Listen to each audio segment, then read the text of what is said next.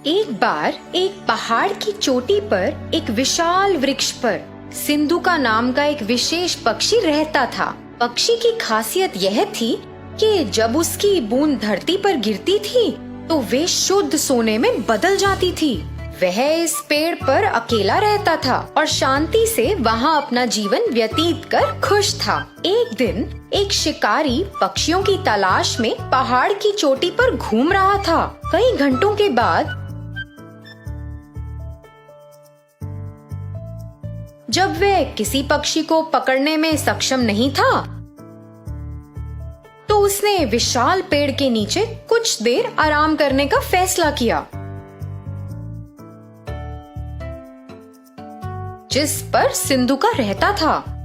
बस जब शिकारी सोने लगा ही था तो पक्षी ने अचानक पेड़ के ऊपर से अपनी बूंद को गिरा दिया, जो धरती पर गिरते ही सोने में बदल गई।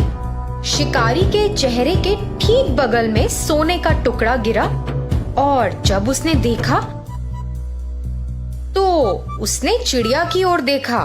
फिर से एक और टुकड़ा गिर गया और इस बार शिकारी ने जमीन पर इसे सोने में बदलते देखा। इस सब ने शिकारी को बहुत हैरान कर दिया था। शिकारी सोचने लगा, मैं कई वर्षों से पक्षियों को पकड़ रहा हूँ, लेकिन कभी भी ऐसा पक्षी नहीं देखा या यहाँ तक कि ऐसे पक्षी के बारे में सुना भी नहीं जिनकी बूंद सोने में बदल जाती है। यह निश्चित रूप से एक विशेष पक्षी है जिसे मुझे पकड़ना है। दुख की बात ये थी कि जब शिकारी ने ऐसा सोचा तो सिंधुका को उसके बारे में पता नहीं था। वह अपने पेड़ पर आराम कर रहा था और शिकारी योजना बना रहा था। शिकारी ने पेड़ पर एक जाल बहुत सावधानी से बिछा दिया जब पक्षी ध्यान नहीं दे रहा था और अंत में जाल में फंस गया। जब पक्षी जाल में फंस गया तो शिकारी ने उसे एक पिंजरे में डाल दिया और घर की ओर जाने लगा। उसी समय सिंधुका ने सोचा कि जाल पर ध्यान ना देने के लिए वह कितना लापरवाह था और इसी कारण से बेचारा पकड़ा गया।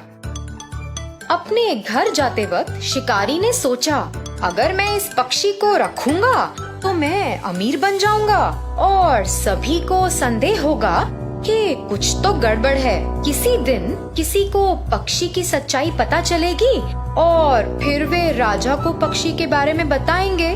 फिर मुझे इसे राजा को देना होगा। लेकिन अगर मैं पक्षी को सीधे ही राजा के सामने पेश करता हूँ तो वह मुझे इस पक्षी के बदले कुछ कीमती चीज देंगे। यह मेरे लिए बेहतर काम करेगा। मैं अपना शेष जीवन राजा की दी गई वस्तु के सहारे जी सकता हूँ। योजना के अनुसार वह सीधे राजा के महल में गया और राजा को सारी बात बताई। उसने राजा को पक्षी दिखाया और राजा एक ऐसे विशेष पक्षी को देखकर बहुत खुश हुआ जिसकी बूंद सोने में बदल जाती है। उसने अपने नौकर को बुलाया, इस पक्षी की उचित देखभाल करो, उसे एक शानदार पिंजरे में रखो और उसे भरपूर भोजन और पानी दो। सुनिश्चित करें कि वह दूर नहीं हो। वह महल का शाही पक्षी होगा और अपनी बूंदों से मुझे कई दौलत देगा। अचानक राजा के मंत्रियों में से एक राजा के पास पहुंचा। राजा जी, एक पक्षी की बूंदें सोने में कैसे बदल सकती हैं? ये तो असंभव है। आप इस राह चलते शिकारी पर कैसे भरोसा कर सकते हैं जिसे कोई ज्ञान नहीं है? मैं आपसे अनुरोध करता हूँ कि आप पिंजरे को खोलें और पक्षी को दूर जाने दें और इस शिकारी को ऐसी झूठी जानकारी देने के लिए दंडित करें। राजा ने अपने विश्वसनीय और बुद्धिमान मंत्री के शब्दों पर विचार किया और यह सच था। हाँ, कोई पक्षी सोने की बूंदें कैसे दे सकता है? मैंने इसे अपने आँखों से भी नहीं देखा। यह शिकारी शायद बदले में पैसा चाहता है। राजा ने पहरेदारों को शिकारी को गिरफ्तार करने और पक्षी को छोड़ने का आदेश दिया। जैसे ही पक्षी मुक्त हुआ, वह उड़कर पास के एक दरवाजे के शीर्ष पर पहुंच गया और वहां बैठ गया। अचानक उसने अपनी बूंदों को गिराया जो सोने में बदल गईं। राजा और उनके मंत्रियों सहित सभी ने यह देखा और चौंक गए। राजा को पता था कि उसने एक गलती की है और तुरंत अपने पहरेदारों को पक्षी को पकड़ने का आदेश दिया। मगर बहुत देर हो चुकी थी। सिंधुका आकाश में उड़ गया और उसने खुद को फिर से लापरवाह नहीं होने का वादा किया।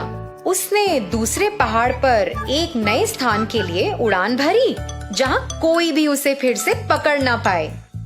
तो बच्चों, इस कहानी से हमें क्या शिक्षा मिलती है कि चाहे कुछ कितना भी असंभव लगे, हमें उसकी पूरी तरह जांच करनी चाहिए। धन्यवाद।